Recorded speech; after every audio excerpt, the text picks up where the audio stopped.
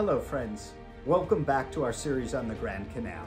If you're joining us for the first time, keep in mind that we are not only telling the story of how China's UNESCO heritage site, the Grand Canal, emerged in history, we are also telling the story of how the Grand Canal could be modernized into an important transportation and recreation site in our own day. In the end, we are speaking about what the Grand Canal represents and why it is important for all great civilizations, both Chinese and foreign. For this reason, today's episode will move in a special direction. We will discuss the relationship between the Grand Canal and energy. Let me explain. Everyone knows that today's world depends on the production and consumption of energy. According to recent estimates, a little over half the world's energy comes from oil and gas, while the amount that comes from the direct burning of coal is about 10%. Still, at the same time, the amount of energy supplied by electricity is rising, over 20% of world electricity usage. We still require a great deal of coal to produce electricity. The consequence is that humanity now faces a complex problem. We need to keep producing energy and in better ways.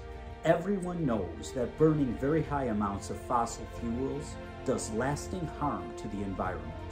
Can thinking about the Grand Canal clarify our ideas on this difficult issue? I believe it can. I would like to present you with 3 ideas on why lessons from traditional China are still valuable today. Of course, I am not suggesting we simply copy the past. Old methods are not necessarily suitable for today's realities. However, they can teach us something valuable if we pay attention.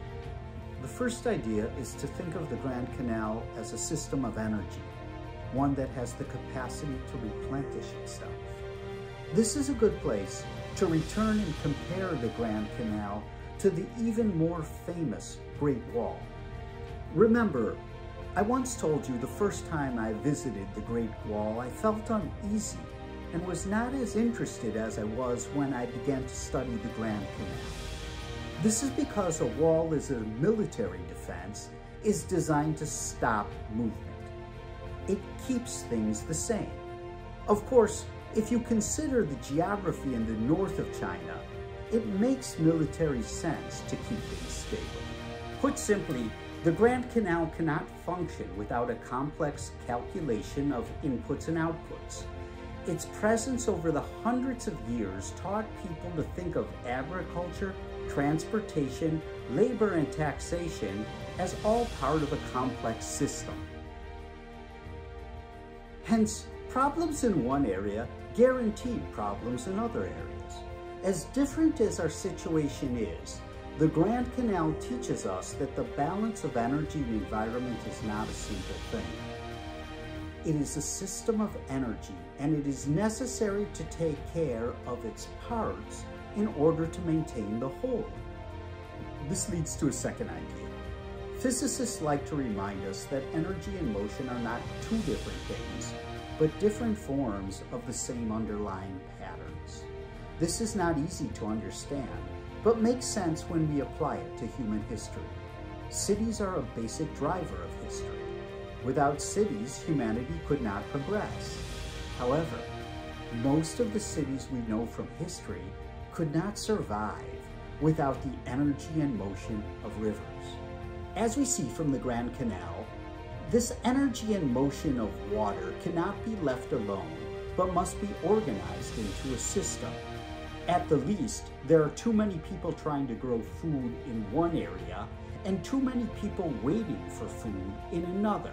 If we examine the Grand Canal in periods when it was most successful and sophisticated, say in the Northern Song Dynasty, we see the system could respond to a stress by balancing energy flows.